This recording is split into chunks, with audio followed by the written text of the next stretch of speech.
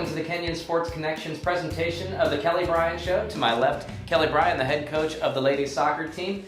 And coach, last week, a little bit of a disappointing outcome in a 2-0 loss at Allegheny. However, the experiment continues, putting Wolfe in the field and Alissa Poolpol back between the posts. How pleased are you with round 2 of that experiment despite the outcome?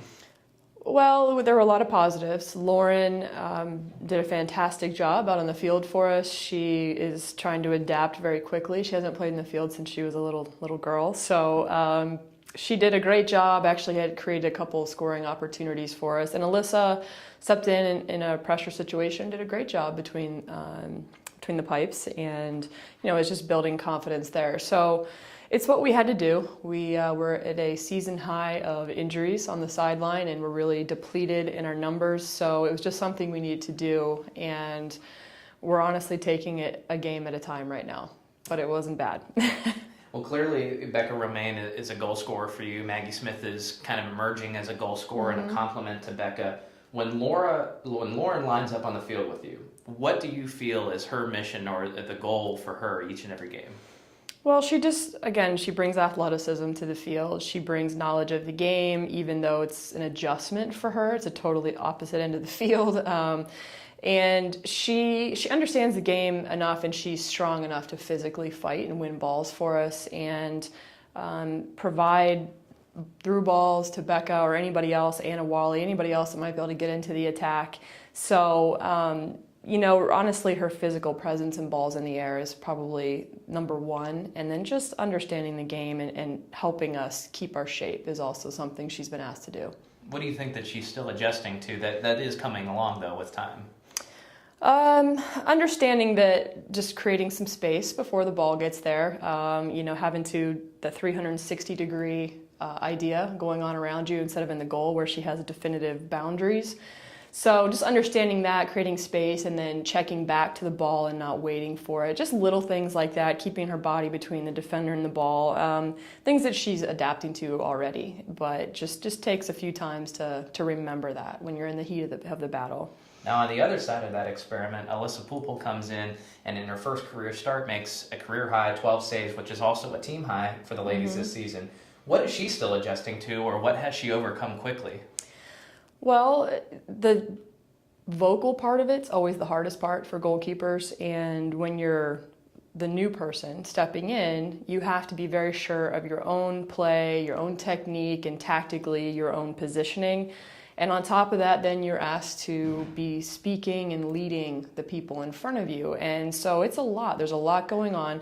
And, it's normal that she's still working on that vocal part of the game. And so that's something, and just continue to be very assertive with balls in the air. She does it very well, but sometimes she forgets to actually let everyone know that she's going for it. We always ask them to yell keeper or goalkeeper or something. So it'll keep coming as she gets more opportunities, and but she's had a great and solid performance so far, and so we just have to keep building on that in our training sessions. Well, surely she will mature as she gets more and more games in the post.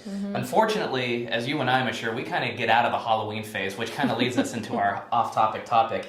And yesterday we asked Coach Monfiletto, we'll ask you the same. Well, you have to watch the Chris Monfiletto show to find out. I want to know how good it was.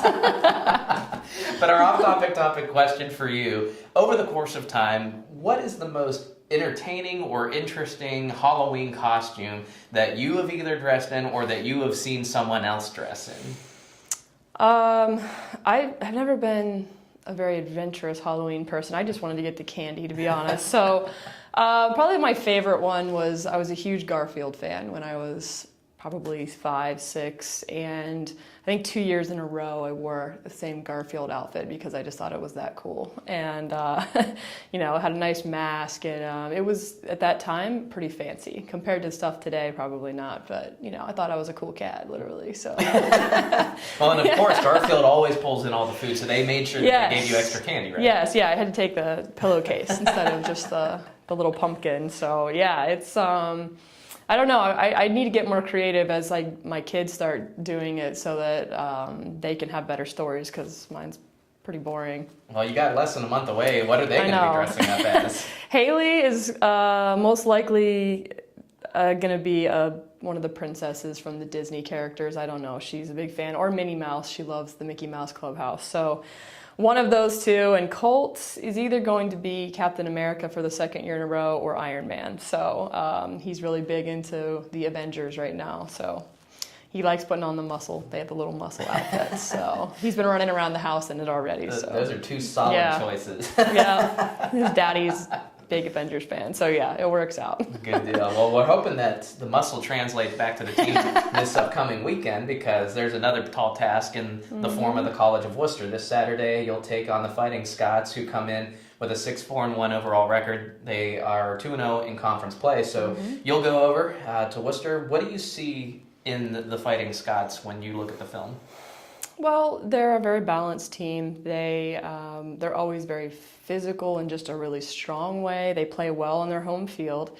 They're organized defensively, and they always have, doesn't matter who it is, every year there's always going to be one dominant figure as a goal scorer or somebody that they're building around. And so it doesn't matter who that person is. You're just always expecting that they're going to have kind of their own version of a Becca. And you know, they're just very smart. They move the ball well. They like to unbalance you. They're going to play possession, but if they can get you unbalanced and knock one through to get forward, they will. So we just have to be very smart and stay organized and understand that we're going to have to play feet. If we try to knock balls over the top, we don't want to get into foot races right now. So it's going to be an interesting battle to see who can keep possession better and create better opportunities. Now, when you look forward, what are going to be the keys to victory, and is Lauren going to get another chance in the field? Do you know yet?